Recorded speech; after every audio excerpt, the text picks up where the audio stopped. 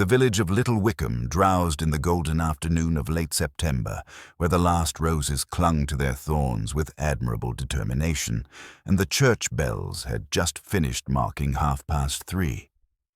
At Rosemary Cottage, Mrs. Emmeline Hartwell had spent the better part of the morning transforming her sitting room into what she fondly hoped would be remembered as the social triumph of the season.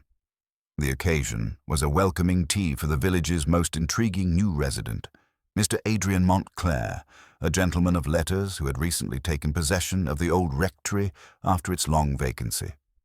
Mr. Montclair was, by all accounts, a man of precise habits and considerable means, two qualities that had endeared him immediately to the village's social consciousness.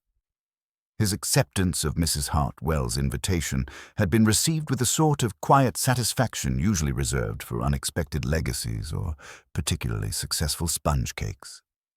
Miss Jane Marple, seated in her customary place by the window with her knitting needles moving in their gentle, methodical rhythm, observed the final preparations with the benign interest of one who had witnessed many such gatherings. Her pale blue eyes, though seemingly focused on the delicate pink wool emerging as a baby's booty, missed nothing of the subtle choreography unfolding around her.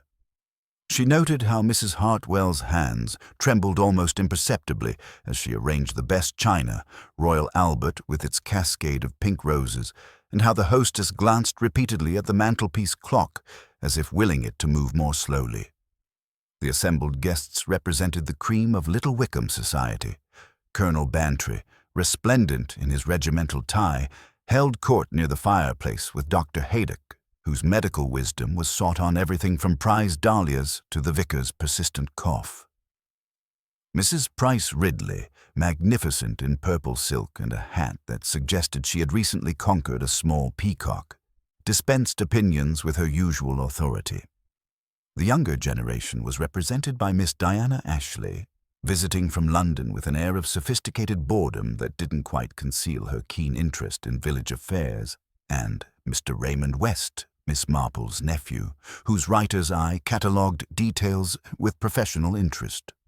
Reverend Clement and his wife had positioned themselves strategically near the tea table, where Mrs. Clement's gentle smile masked a formidable knowledge of parish politics.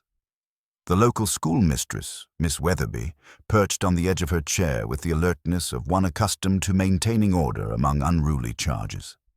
As the clock struck 4, Mrs. Hartwell's smile grew slightly strained. Mr. Montclair had been most specific in his correspondence. He would arrive promptly at 4 o'clock, as punctuality was, in his words, the courtesy of kings and the necessity of gentlemen. Yet the chair reserved for him beside the window remained conspicuously empty. "Perhaps he's been delayed by his correspondence," suggested Mrs. Clement charitably. "Literary gentlemen do receive such a volume of letters, don't they?" Miss Marple's needles paused for the briefest moment. In her experience, people who made a point of emphasizing their punctuality were either scrupulously reliable or harbored secrets that made reliability impossible. She had known a postman once who prided himself on never being late, until the day he began arriving precisely 3 minutes early to every house, because he had been stealing from the letters and needed the extra time to reseal them properly. "Mr. Montclair strikes me as a gentleman who would send word if detained," observed Colonel Bantry, consulting his pocket watch with military precision.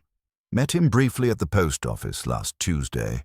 Very particular about his routine, he seemed.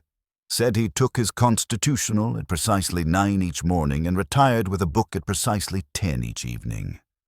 Miss Ashley laughed, a sound like silver bells with a slight discordant note. "How wonderfully old-fashioned, though I suppose country life does encourage such regulated habits." Dr. Haydock frowned thoughtfully. "Curious thing, actually. I encountered him yesterday evening walking past the surgery well after his usual hour. Seemed rather agitated, though he claimed to be perfectly well when I inquired." Miss Marple resumed her knitting, but her attention sharpened. In villages, deviations from established patterns were like ripples in still water. They indicated something beneath the surface. By 4:15, the conversation had acquired an undercurrent of speculation. Mrs. Price Ridley declared that literary men were notoriously unreliable, while Miss Weatherby suggested that perhaps Mr. Montclair had simply forgotten the engagement. Mrs. Hartwell's protestations that he had confirmed his attendance only yesterday grew increasingly shrill. It was then that young Tommy Fletcher appeared at the French doors leading from the garden, his face pale and his usual cheerful demeanor notably absent. He knocked hesitantly, clearly reluctant to interrupt the genteel gathering. "I beg your pardon, Mrs. Hartwell," he stammered when admitted, his cap twisted nervously in his hands. "But I think, that is, I believe you ought to know, there's something rather odd at the old rectory." The pleasant chatter died instantly. Miss Marple set down her knitting and fixed the young man with a kindly but penetrating gaze that seemed to steady him. "What sort of oddness, Tommy?" she asked gently. "Well, miss, I was delivering Mrs. Montclair's grocery order. He's very particular about having it left in the kitchen garden, never at the front door. And I noticed the library window was standing wide open. Thought it strange, as he's always so careful about keeping the house closed up. And then," Tommy swallowed hard, "then I heard what sounded like furniture being moved about, heavy-like. But when I called out, asking if he needed assistance, everything went dead quiet." Colonel Bantry straightened in his chair. "Did you investigate further, lad?" "I tried the kitchen door, sir, as is my usual way. It was unlocked, which isn't like Mr. Montclair at all. He's most particular about security. The kitchen was, well, it looked as though someone had been searching for something. Drawers pulled out, papers scattered, and there was a teacup on the floor, broken, with what looked like the remains of a seed cake beside it." Miss Marple's pale eyes grew thoughtful. "A seed cake, you say? How very specific." Mrs. Hartwell gasped, her hand flying to her throat. "But I sent him a seed cake only this morning, a small token of hospitality before this afternoon's gathering. Mrs. Mullins delivered it personally." The silence that followed was pregnant with implications. Miss Marple rose quietly, gathering her knitting with deliberate care. "I think, Mrs. Hartwell, that perhaps we should postpone the remainder of our lovely tea party. Tommy, would you be so kind as to accompany Colonel Bantry and Dr. Haydock to the old rectory? And perhaps someone might telephone Inspector Slack." "Inspector Slack?" Mrs. Price Ridley's voice rose to a squeak. "Surely you don't mean to suggest—" "I suggest nothing," Miss Marple replied with gentle firmness. "But when a gentleman who prides himself on punctuality fails to appear for an engagement he has confirmed, and when his house shows signs of disturbance, it seems prudent to ensure that all is well." As the guests began to disperse with varying degrees of excitement and trepidation, Miss Marple lingered by the window, her gaze fixed on the path leading toward the old rectory. She was thinking of the seed cake, and of Mr. Montclair's reputation for precision, and of the curious fact that a man who locked his doors so carefully would leave his kitchen entrance open for any passer-by to discover. In her long experience, when the expected failed to occur, it was rarely due to simple forgetfulness. And when a punctual man failed to keep an appointment he had confirmed, it usually meant that something, or someone, had prevented him from doing so. The peaceful afternoon in Little Wickham had taken a decidedly ominous turn, and Miss Marple found herself once again contemplating the fascinating and often deadly complexities of human nature. The news travelled through Little Wickham with the peculiar velocity that characterizes village gossip, gathering embellishments and interpretations as it passed from cottage to cottage. Mrs. Mullins at the post office informed Mrs. Larkins that the writer fellow has barricaded himself with a pistol, while Mrs. Larkins told the grocer that blood was running down the steps like rain. By the time the story reached the vicarage, it had transformed into a tale of mysterious strangers and midnight conspiracies. Miss Weatherby, passing the school gates, assured a knot of wide-eyed children that no one was dead at all, merely overcome by excitement, though her own pale complexion suggested she harbored deeper concerns. The old rectory maintained its dignified silence as Colonel Bantry, Dr. Haydock, and young Tommy Fletcher approached through the overgrown garden. The kitchen door yielded with reluctant protest, revealing the chaos Tommy had described. Drawers gaped open like surprised mouths, papers scattered across the flagstone floor, and a broom lay abandoned mid-sweep as though someone had been interrupted in the most ordinary of domestic tasks. In the library, they found Adrian Montclair slumped in his leather chair beside the cold hearth, his head tilted back as if contemplating the cracked plaster medallion on the ceiling. His face bore the curious peace of a man who had found all earthly concerns suddenly irrelevant. Dr. Haydock's examination was swift and professional. No pulse, no warmth, no obvious signs of violence. "Dead for some time," Haydock murmured, noting the broken teacup on the Persian rug, its painted rosebud scattered in porcelain fragments. Seed cake crumbs glittered where afternoon sunlight reached through the open French window. The tea service suggests he was expecting someone, or had already received a visitor. Inspector Slack arrived from Much Benham with his customary air of harried authority, surveying the scene with the expression of a man who preferred straightforward explanations to village complications. After a brief consultation with Dr. Haydock and a cursory examination of the premises, he emerged with confident pronouncements. Natural causes, most likely, he declared to the assembled villagers who had gathered at respectful distance beyond the front gate. Heart failure, by all appearances. These literary types often neglect their health. Irregular meals, too much coffee, working all hours. The kitchen disturbance probably occurred earlier, before the unfortunate event. Perhaps he was searching for some important document, became agitated, and the excitement brought on his attack. Mrs. Price Ridley nodded with satisfaction. "I always said he looked rather peaked. That sallow complexion and those nervous mannerisms. Writers are notoriously delicate creatures."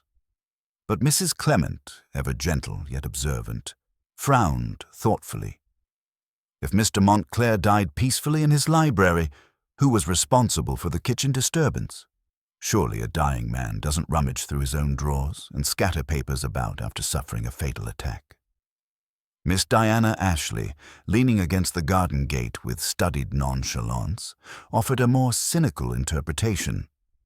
Perhaps the poor man simply tired of village life and staged his own dramatic exit. People with secrets often have pressing appointments elsewhere when circumstances become inconvenient.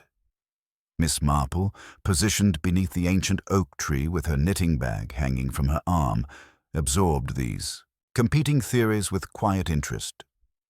She had noticed Dr. Haydock's troubled expression despite Inspector Slack's decisive conclusions, and she wondered what medical details had given the good doctor pause. Colonel Bantry approached her with the purposeful stride of a man seeking sensible counsel. "Odd business, Miss Marple," he murmured confidentially. Slack's determined to close this quickly, but there are details that don't quite align. The library window was opened from the outside. Scratches on the sill suggest someone climbed through, and there's evidence of a second teacup in the kitchen sink, freshly washed. If Montclair was alone, why would there be signs of two people taking tea? Miss Marple's pale blue eyes grew thoughtful as her fingers worked steadily at her knitting. She was considering the implications of a punctual man who failed to keep his appointment. A carefully organized library contrasted with a thoroughly disturbed kitchen, and most particularly the curious matter of a seed cake that had been partially consumed before being abandoned on the floor. In her extensive experience with human nature, she had learned that when people tidied up after themselves in the midst of committing crimes, it usually indicated either great familiarity with the victim's habits or considerable premeditation in their actions. The peaceful village afternoon had indeed taken an ominous turn, and the true mystery was only beginning to unfold. The evening shadows of Little Wickham carried whispers through cottage windows and over garden gates, as the village settled into its favorite occupation of arranging facts to fit comfortable theories. Miss Marple, however, had learned that comfort and truth rarely shared the same drawing room. While Inspector Slack departed with his tidy conclusions, she began her own gentle investigation with the patient thoroughness of one who understood that human nature revealed its secrets only to those willing to listen without judgment. At Rosemary Cottage, Mrs. Hartwell poured tea with trembling hands, the remains of her ruined party scattered like accusations across the sitting room.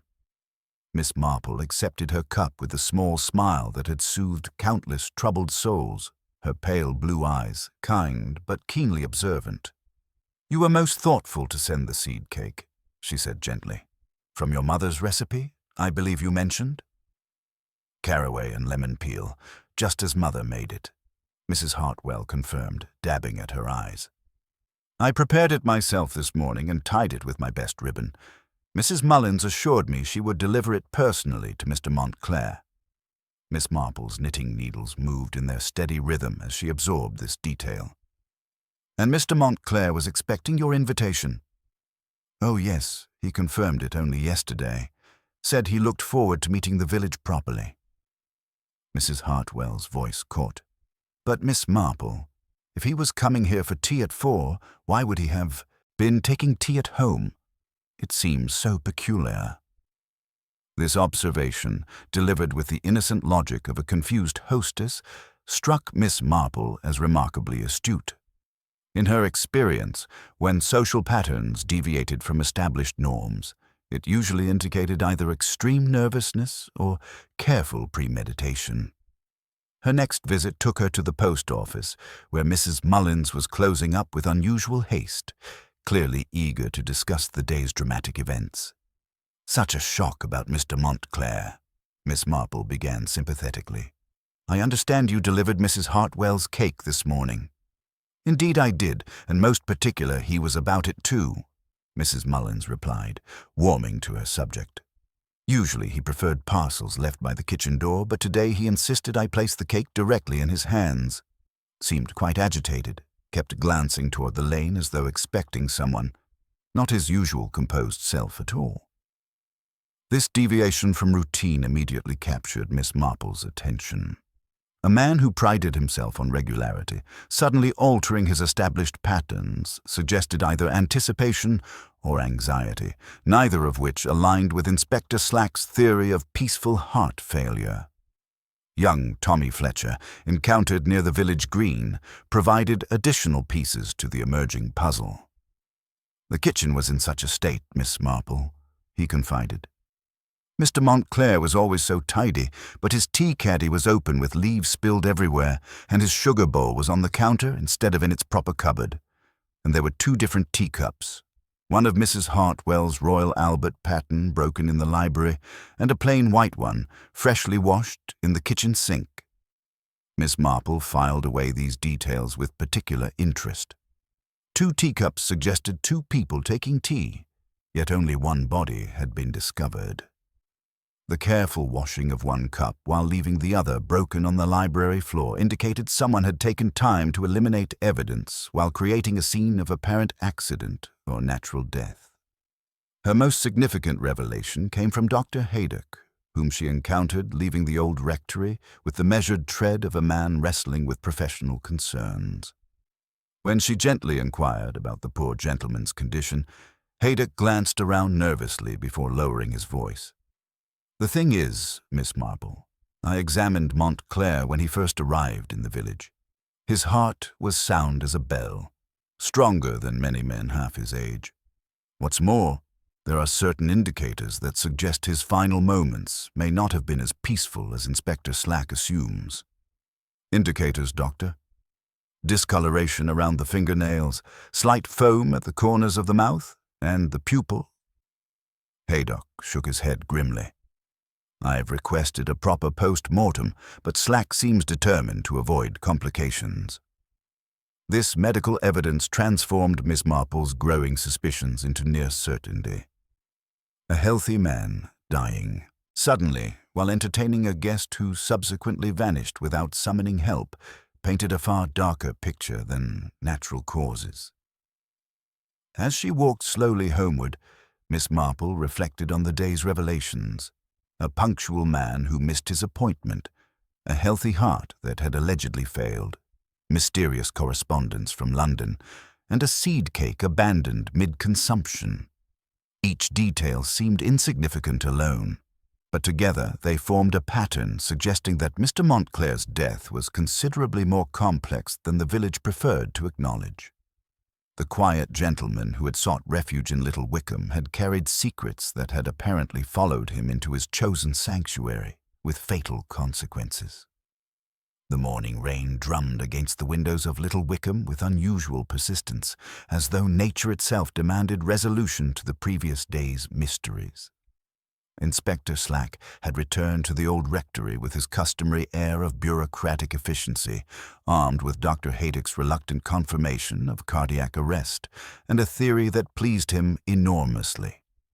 The seed cake, he announced to anyone within hearing, had clearly been tampered with, making Mrs. Hartwell his primary suspect, despite her obvious distress and impeccable reputation. Miss Marple encountered the inspector emerging from Rosemary Cottage with the satisfied expression of a man who had arranged his facts into pleasing order. "Simple case of jealousy and opportunity," he declared confidently. Mrs. Hartwell had access to the cake, motive in the form of social rivalry, and means through her knowledge of household poisons. The kitchen disturbance was likely Montclair's final agitation before the poison took effect. Yet even as Slack spoke, a taxi from the railway station deposited an unexpected complication at the old rectory's front door. Arthur Finch, a young man of perhaps 30 with the polished charm of a practiced confidence artist, introduced himself as Adrian Montclair's nephew and sole heir. His story, delivered with theatrical precision, explained the kitchen chaos as the result of a heated argument about inheritance matters, during which his agitated uncle had supposedly scattered papers and hurled the teacup in frustrated rage. Miss Marple observed this performance from her garden gate with the quiet attention of one who had witnessed many such displays of calculated grief. Arthur's explanation for the second teacup, the plain white one he claimed to have washed in a moment of absent-minded tidiness, struck her as remarkably convenient. In her experience, young men rarely concerned themselves with washing dishes unless compelled by urgent necessity to eliminate evidence. Her suspicions deepened during a chance encounter with Miss Diana Ashley at the village shop, where the sophisticated London visitor revealed unexpected familiarity with the deceased gentleman's recent anxieties. Poor Mr. Montclair had been quite concerned about his correspondence, Diana mentioned with studied casualness. He seemed particularly worried about letters from London, kept asking Mrs. Mullins if anything had been mislaid. This admission, combined with Diana's evasive responses about her evening walk and the curious matter of a red scarf glimpsed near the old rectory, suggested connections that ran deeper than casual village acquaintance.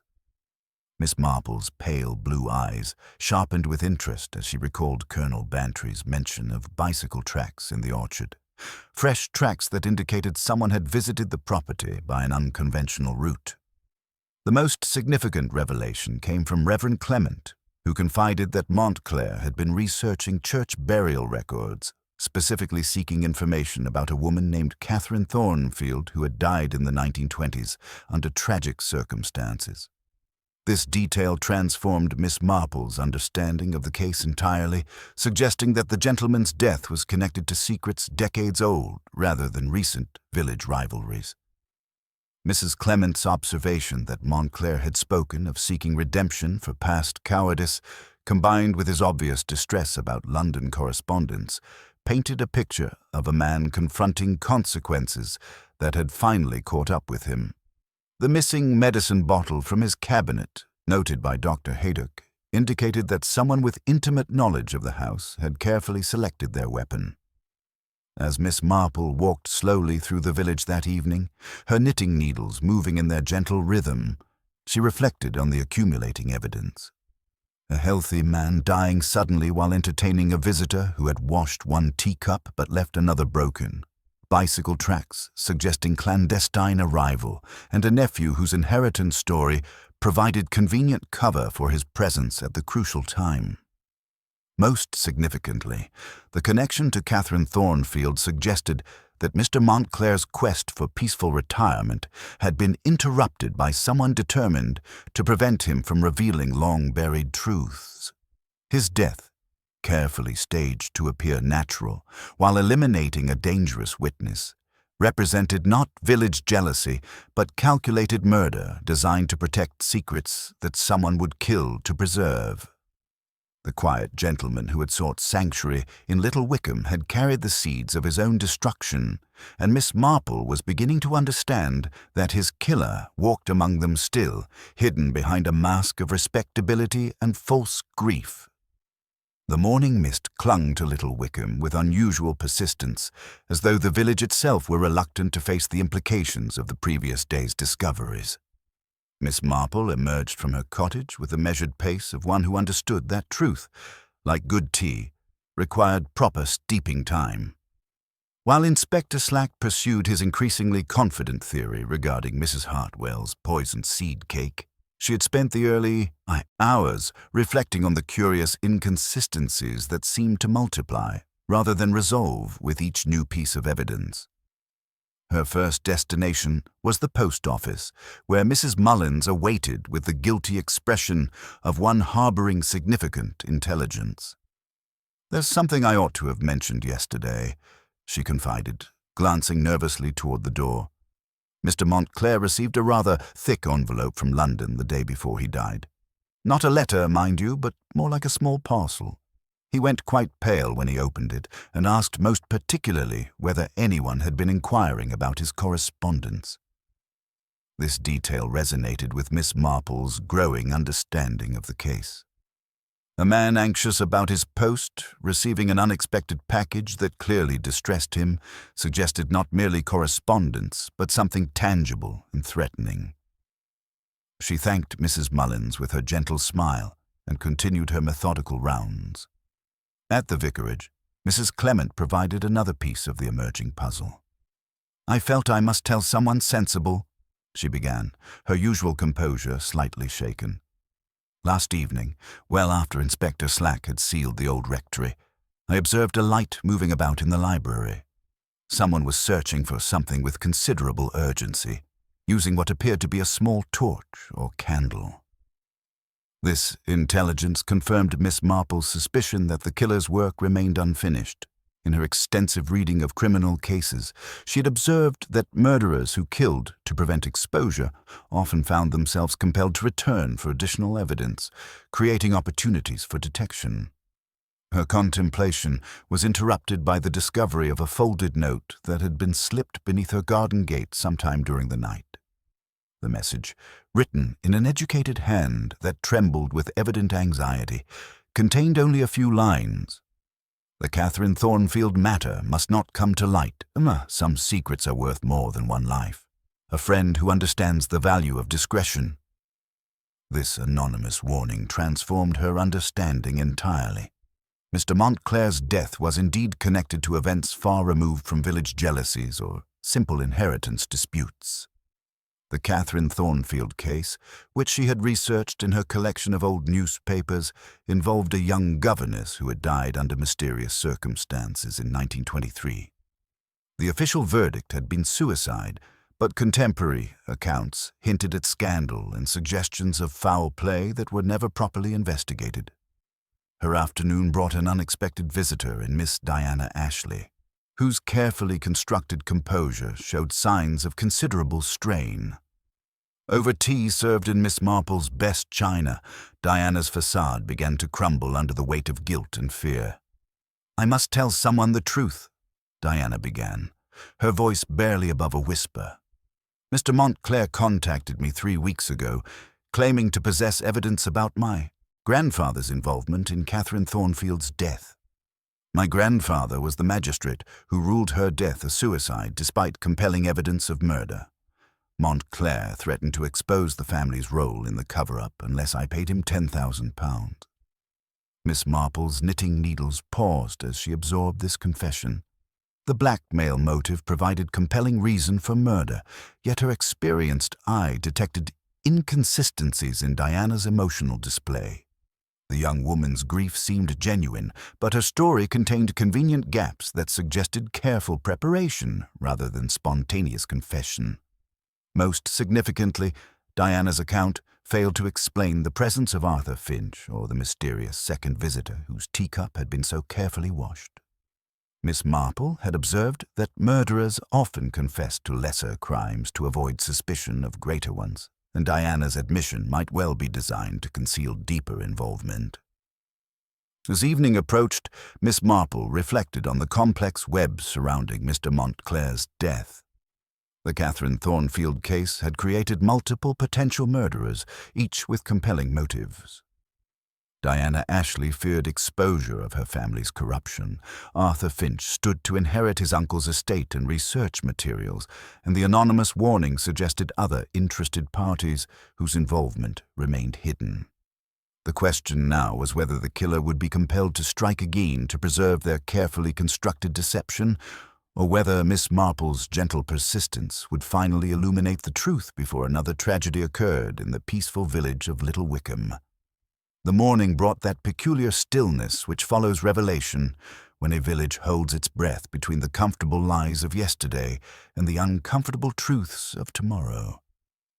Miss Marple emerged from her cottage with the measured pace of one who understood that hasty conclusions, like hasty puddings, rarely satisfied anyone properly. While Inspector Slack continued his determined pursuit of Mrs. Hartwell as the obvious culprit, she had spent the early hours reflecting on the curious inconsistencies that seemed to multiply rather than resolve with each passing day. Her first destination was the old rectory itself, where Colonel Bantry had obtained permission for a more thorough examination of the sealed rooms. The library revealed details that spoke volumes to those willing to listen. The heavy writing desk had been moved recently, caster marks scored the Persian rug, and a pale ring on the leather top indicated where a glass, not a teacup, had rested. Most significantly, a gap on the bookshelf between the 1918 and 1926 county directories suggested something substantial had been removed with considerable urgency. Young Tommy Fletcher, when gently questioned, provided the soundtrack to these visual clues. Like dragging a chest, miss, then a careful lift that made the floorboards creak, different-like. Behind the window curtains, a dust-free rectangle on the wall and fresh scratches on the wainscoting corroborated his account of heavy objects being hastily relocated. Dr. Haydock's confidential revelation transformed her understanding entirely. Between ourselves, Miss Marple, the post-mortem revealed digitalis poisoning. The alkaloid was administered in the sugar bowl, not the seed cake as Inspector Slack insists. What's more, the dosage pattern suggests two separate administrations, a smaller amount to weaken the victim, then a fatal dose when he was too incapacitated to resist. This methodical approach to murder indicated someone with intimate knowledge of Mr. Montclair's habits and considerable premeditation. Miss Marple reflected that such careful planning required either long acquaintance or detailed surveillance, both pointing toward someone within the victim's immediate circle. Her investigation took an unexpected turn when Mrs. Price Ridley, ever eager to display her encyclopedic knowledge of village history, provided crucial context about the Catherine Thornfield case. A governess at Blackwood Manor, dear Miss Marple, before the Thorntons sold it, with child by young Lord Ashworth, though his family hushed it all up. The magistrate who ruled it suicide was Diana Ashley's grandfather, different branch of the family entirely. Quite the scandal at the time, though money and influence buried it quickly enough. This clarification resolved the confusion about Diana's family connections while revealing the true scope of the conspiracy. Lord Ashworth's powerful relatives had orchestrated a cover-up involving multiple officials, creating a web of complicity that extended far beyond simple family shame. Arthur Finch's behavior had grown increasingly suspicious, his charming nephew facade cracking under the pressure of maintaining his deception. Miss Marple observed him making repeated trips to the railway station, carrying leather portfolios that suggested systematic removal of his uncle's research materials. More damning still, Tommy Fletcher reported seeing Arthur burning papers in the orchard, feeding documents to a bonfire with desperate urgency. The pattern of concealment and destruction convinced Miss Marple that Arthur's role extended far beyond opportunistic inheritance. A man who murdered for documents would naturally seek to eliminate evidence, yet his frantic activities indicated that crucial materials remained tantalizingly beyond his reach. Her theory received unexpected support from an anonymous note slipped beneath her garden gate during the night. Written in an educated hand that trembled with evident anxiety, it contained a chilling warning. The Catherine Thornfield matter must not come to light. Some secrets are worth more than one life. A friend who understands the value of discretion. This communication confirmed that the killer's network extended beyond a single individual, suggesting a conspiracy of silence that had endured for decades. The reference to more than one life implied that Mr. Montclair's death might not be the end of the matter if the investigation continued. As evening approached, Miss Marple sat quietly with her knitting, contemplating the complex web surrounding the case. The methodical poisoning, the careful destruction of evidence, and the systematic removal of research materials suggested a killer who understood both the scope of the threat and the precise steps necessary to eliminate it permanently. She had begun to perceive the outline of the truth, though crucial pieces remained frustratingly elusive. The question now was whether the killer would be compelled to act again to preserve their carefully constructed deception, or whether her gentle persistence would finally illuminate the full extent of the conspiracy that had claimed Mr. Montclair's life. The peaceful village of Little Wickham harbored secrets far darker than anyone imagined. The morning brought that peculiar quality of light which follows storms, when familiar landscapes appear subtly transformed and secrets long buried seem to press closer to the surface. Miss Marple emerged from her cottage with the measured pace of one who understood that truth, like morning mist, required patience to reveal its full outline, while Inspector Slack continued his determined pursuit of convenient explanations. She had spent the early hours reflecting on the accumulating inconsistencies that suggested a far more complex web of deception than anyone wished to acknowledge. Her first destination was the vicarage, where Mrs. Clement awaited with the guilty expression of one harboring significant intelligence. "I've been wrestling with my conscience all night," she confided, settling into Miss Marple's sitting room with evident relief. "Yesterday evening, while tending to the church flowers, I observed the most curious thing. Arthur Finch was in the churchyard, examining the older headstones with what appeared to be a magnifying glass. When he noticed me watching, he claimed to be researching family genealogy, but his manner was distinctly furtive." This detail resonated with Miss Marple's growing understanding of the case's historical dimensions. A man searching cemetery records was likely seeking confirmation of dates and relationships that connected to the Catherine Thornfield mystery, suggesting his involvement extended far beyond simple inheritance concerns. Her contemplation was interrupted by Dr. Haydock's arrival, bearing news that transformed her understanding of the crime's timeline entirely. "The post-mortem results reveal something quite disturbing," he confided, accepting tea with hands that trembled slightly. "The digitalis was administered in 2 distinct doses over several hours. The first, given around midday, would have caused weakness and confusion but remained sublethal. The fatal dose came later, when Montclair was too incapacitated to resist or summon help." This methodical approach to murder indicated not merely premeditation, but a sadistic pleasure in the victim's suffering. Such calculated cruelty suggested personal hatred rather than simple expedience, pointing toward someone whose motive transcended financial gain or reputation protection. The breakthrough came from an unexpected source, when Colonel Bantry reported the discovery of a small leather journal wedged behind a loose stone in the old rectory's kitchen hearth. The diary, written in Montclair's precise hand, detailed his growing conviction that Catherine Thornfield's death had been murder, orchestrated by powerful local families to protect their reputations. Most significantly, the final entry revealed his plan to meet someone he termed the witness on the afternoon of his death.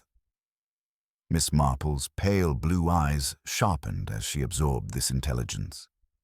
The witness explained the mystery of the second teacup and confirmed that Montclair had not died alone.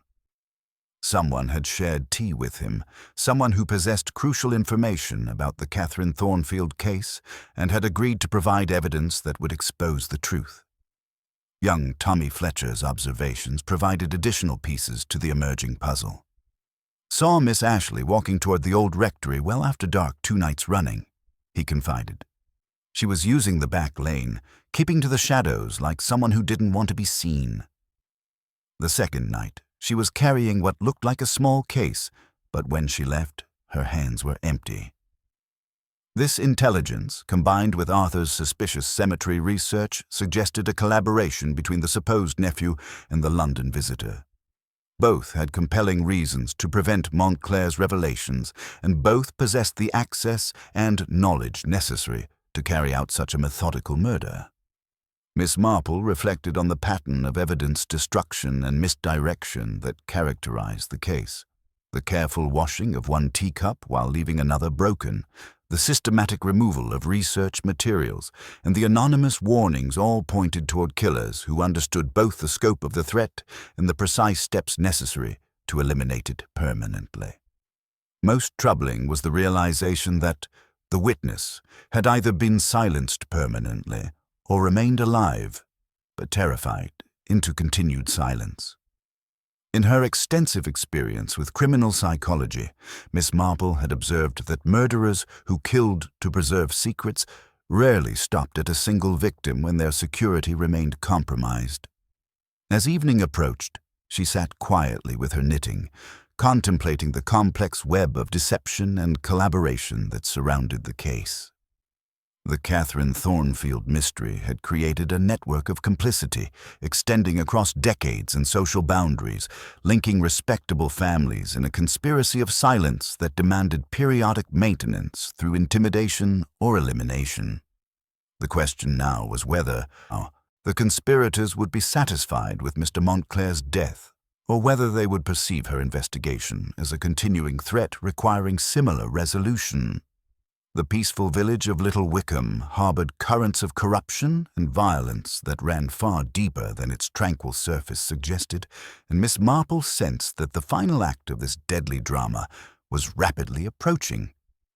The storm that had rattled Little Wickham's windows through the night left the village with that peculiar quality of morning light which follows tempests when familiar landscapes appear subtly transformed and long-buried secrets seem to press closer to the surface. Miss Marple emerged from her cottage to find Mrs. Mullins waiting at her garden gate, clutching a small parcel with the reverence reserved for dangerous artifacts.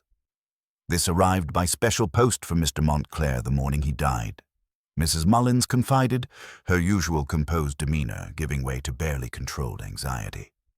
"I should have given it to Inspector Slack immediately, but something about it troubled me deeply. The return address is deliberately obscured, and when I held it to the light I could make out what appeared to be photographs inside." Miss Marple examined the package with the careful attention of one who understood that evidence, like morning mist, required patience to reveal its full significance. The wrapping bore unmistakable signs of hasty preparation. Uneven folds, excessive tape, and a nervous tremor in the handwriting that suggested the sender's considerable agitation. Inside, she discovered a collection of sepia photographs dating from the early 1920s, each bearing the distinctive stamp of a professional portrait studio in London. The images depicted a young woman of remarkable beauty, her dark hair arranged in the fashion of the era, her eyes holding that peculiar mixture of hope and vulnerability that characterized those who trusted too easily in promises of protection. Catherine Thornfield, for this was undoubtedly she, appeared in various settings, formal portraits, garden scenes, and, most significantly, several images showing her in the company of a young man whose aristocratic bearing and confident smile marked him as someone accustomed to privilege and its accompanying immunity from consequence. A letter accompanying the photographs, written in Catherine's careful script, provided the missing context that transformed the case entirely. Addressed to her sister in Yorkshire, it detailed her growing fear of Lord Ashworth's increasingly violent threats and his family's determination to silence her permanently. Most damning was her final paragraph: "If anything should happen to me, know that it was not by my own hand. I have hidden copies of his letters in the old oak at Blackwood Manor, beneath the stone marked with our initials. The truth must not die with me." Miss Marple set down the letter with the gentle care of one handling evidence of profound tragedy. Catherine Thornfield had not merely been murdered. She had anticipated her death and taken steps to preserve testimony that would expose her killers. The question now was whether her hidden cache of evidence still existed, and whether its discovery had precipitated Mr. Montclair's own death. Her contemplation was interrupted by Dr. Haydock's arrival, bearing news that confirmed her growing suspicions. "Most disturbing development about the church," he reported, settling into his chair with evident concern. "Someone broke into the vestry last night during the storm. Poor old Pottle was struck from behind while investigating the disturbance. The parish registers for 1920 to 1926 are missing, along with Reverend Clement's research notes on the same period." This systematic destruction of records, combined with the photograph's arrival, painted a clear picture of escalating desperation. Someone was methodically eliminating evidence that connected the Catherine Thornfield case to Mr. Montclair's murder, suggesting that the conspiracy extended far beyond a single killer acting alone. Arthur Finch's appearance later that morning provided additional confirmation of the mounting pressure. His clothes bore telltale signs of outdoor labor: mud on his boots, leaves clinging to his jacket, and dirt beneath his fingernails that suggested recent excavation. When he noticed Miss Marple observing these details, his confident smile faltered momentarily before reasserting itself with obvious effort. "Terrible business about Uncle Adrian," he said with practiced grief. "I've been settling his affairs, clearing out decades of accumulated papers. Amazing how much correspondence a literary gentleman can accumulate. I've had to burn most of it, naturally, nothing of interest to anyone but scholars." This explanation, delivered with theatrical sincerity, confirmed Miss Marple's suspicion that Arthur's activities extended far beyond simple estate administration. A man who burned papers with such systematic thoroughness while simultaneously excavating outdoor locations was eliminating evidence from multiple sources. As evening shadows lengthened across her garden, Miss Marple sat quietly with her knitting, contemplating the convergence of evidence that was finally revealing the truth. The Catherine Thornfield photographs, the stolen church records, Arthur's suspicious excavations, and the sophisticated digitalist preparation all pointed toward a conspiracy that had endured for decades, maintained through intimidation and periodic elimination of threats. The peaceful village of Little Wickham harbored currents of corruption and violence that ran far deeper than its tranquil surface suggested, and Miss Marple sensed that the final confrontation was rapidly approaching. The dawn that broke over Little Wickham carried with it the peculiar clarity that follows storms when familiar landscapes appear subtly transformed and long-buried secrets seem to press closer to the surface. Miss Marple emerged from her cottage with the measured pace of one who understood that truth, like morning mist, required patience to reveal its full outline, yet also recognized when circumstances demanded swift action to prevent further tragedy.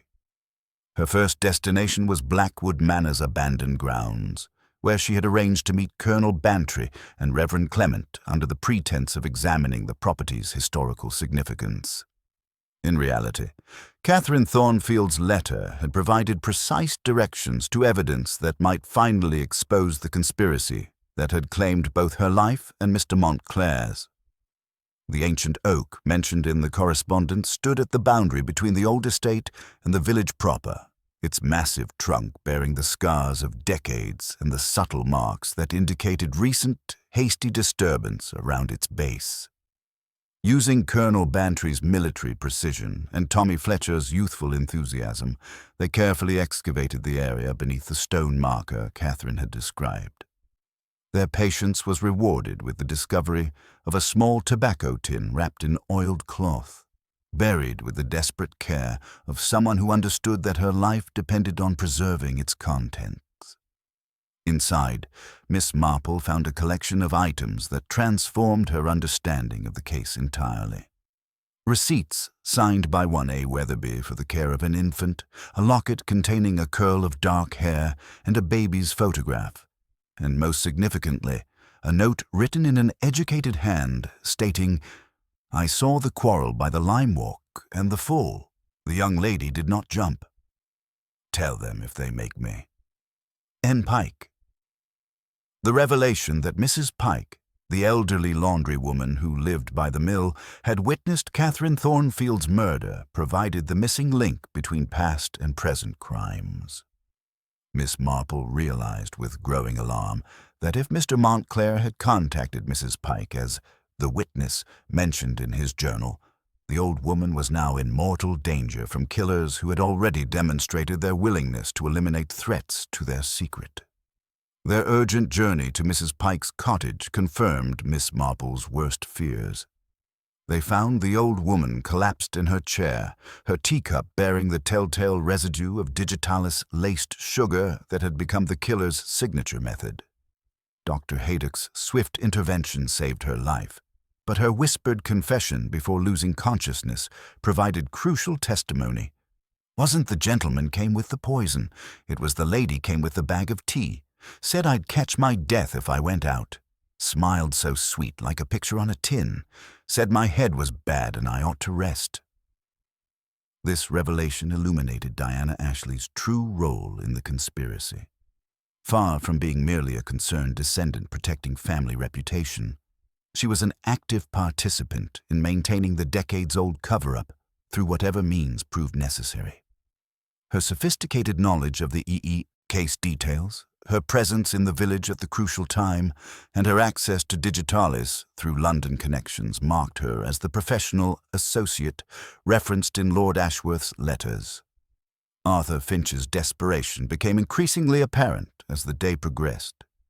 Colonel Bantry's telegram from Mr. Montclair's London solicitors confirmed that no nephew named Arthur Finch existed in the family records, exposing him as a complete impostor who had insinuated himself into the situation for purposes that extended far beyond simple inheritance fraud. His frantic efforts to destroy evidence, combined with his sophisticated knowledge of the historical conspiracy, suggested he was Diana's accomplice in the systematic elimination of threats to their secret. When Arthur appeared at Miss Marple's cottage that afternoon, bearing expertly forged documents purporting to show his uncle's mental instability and delusional research, his nervous tremor and perspiration betrayed the strain of maintaining his deception.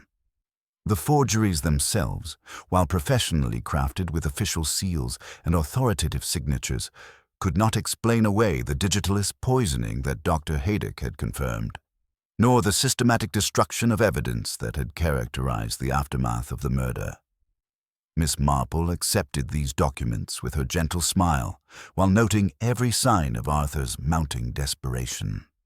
His explanation that poor Uncle Adrian became obsessed with conspiracy theories and that the Catherine Thornfield business was pure fantasy rang hollow when confronted with the physical evidence they had discovered and Mrs. Pike's testimony about witnessing the original murder. As evening shadows lengthened across her garden, Miss Marple sat quietly with her knitting, contemplating the convergence of evidence that had finally revealed the truth. Diana Ashley and Arthur Finch represented a new generation of the same conspiracy that had murdered Catherine Thornfield decades earlier, maintaining their secret through systematic intimidation and periodic elimination of witnesses.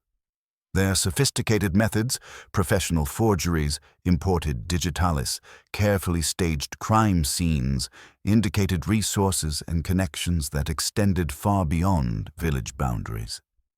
The question now was whether she could expose the killers before they realized the full extent of her knowledge and took steps to silence her permanently. Mrs. Pike's poisoning demonstrated their willingness to strike again when threatened, and Miss Marple understood that the final confrontation was rapidly approaching. The peaceful village of Little Wickham was about to witness the climactic battle between justice long delayed and evil that had hidden behind respectability for far too long. With characteristic determination, she began composing the invitations that would draw all the players together for one final, deadly game of truth and consequences.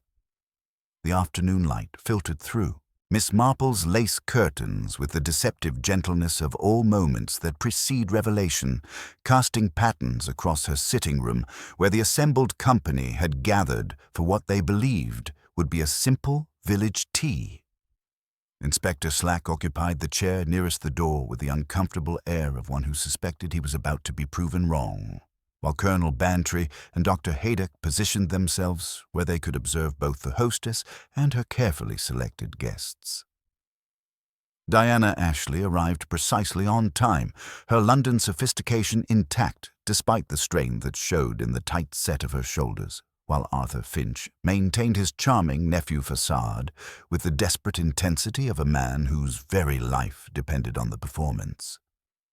Miss Marple poured tea with her customary grace, her pale blue eyes missing nothing as she observed the subtle interplay of tension and forced normalcy that characterized gatherings where truth hung suspended like morning mist, waiting for the proper moment to settle into clarity. Mrs. Pike, recovered enough to attend despite her recent ordeal, sat quietly by the window, her presence serving as a living reminder of the conspiracy's failure to eliminate all witnesses to their decades-old secret. "It has been such a puzzling case," Miss Marple began conversationally, her knitting needles moving in their gentle rhythm as she spoke. "Poor Mr. Montclair, so particular about punctuality, failing to arrive for our tea party. And then the curious matter of the digitalis found in his system, administered not once but twice over several hours. Such a methodical approach to murder, requiring both patience and intimate knowledge of the victim's habits." Arthur's teacup rattled almost imperceptibly against its saucer, while Diana's composed expression showed the first hairline cracks of strain. Miss Marple noted these reactions with the satisfaction of one whose theories were being confirmed by the evidence of human nature under pressure. You see, the poison was not in Mrs. Hartwell's lovely seed cake, as Inspector Slack initially suspected, but in the sugar bowl itself. Someone who shared tea with Mr. Montclair on 2 separate occasions, first administering a weakening dose, then returning later to deliver the fatal amount, when he was too incapacitated to resist or summon help. She paused to display the tobacco tin recovered from Blackwood Manor, its contents spread carefully across her tea table like evidence in a courtroom. Catherine Thornfield was most thorough in documenting her fears before her murder in 1923. Her photographs, letters, and, most importantly, her identification of Mrs. Pike as a witness to her death provided Mr. Montclair with everything he needed to expose the truth that certain families have spent decades concealing. Diana's facade finally cracked under the accumulated weight of evidence and implication. "You're describing a conspiracy that simply doesn't exist," she protested with rising desperation, her cultivated accent slipping slightly under stress. "On the contrary, my dear," Miss Marple replied with gentle firmness. "The conspiracy is quite real and remarkably persistent. Your great-uncle Lord Ashworth murdered Catherine Thornfield to prevent her from exposing their relationship and demanding support for his child. Your grandfather, as magistrate, ensured the death was ruled suicide despite compelling evidence to the contrary. And when Mr. Montclair threatened to reveal these truths, you and your associate here took steps to silence him permanently." Arthur's charming smile had transformed into something altogether more sinister as he realized the futility of continued deception. "You have no proof beyond the ravings of an addled old woman and some moldy photographs," he snarled, his carefully constructed persona finally crumbling. Miss Marple's expression remained serenely confident as she gestured toward Mrs. Pike. "Mrs. Pike remembers quite clearly the lady with the red scarf who brought her the poisoned tea," smiling sweet as a picture on a tin. The same digitalist preparation used on Mr. Montclair, administered with the same calculated precision that characterized his murder. Dr. Haydock stepped forward with professional authority. The medical evidence is conclusive. Both victims were poisoned with digitalis administered in their sugar, a sophisticated method requiring considerable knowledge of the alkaloid's properties and effects. Inspector Slack, his face flushed with the embarrassment of having initially suspected the wrong person entirely, finally asserted his official authority. Miss Ashley, Mr. Finch, you're both under arrest for the murder of Adrian Montclair and the attempted murder of Mrs. Pike. As the police vehicle disappeared down the village lane, Miss Marple sat quietly in her garden, reflecting on the complex web of deception and violence that had finally been unraveled. The Catherine Thornfield case had cast a long shadow across the decades, maintained through intimidation and periodic elimination of threats, but ultimately defeated by the patient accumulation of evidence and the courage of witnesses who refused to be silenced. Little Wickham could finally rest easy, knowing that justice, though long delayed, had finally been served.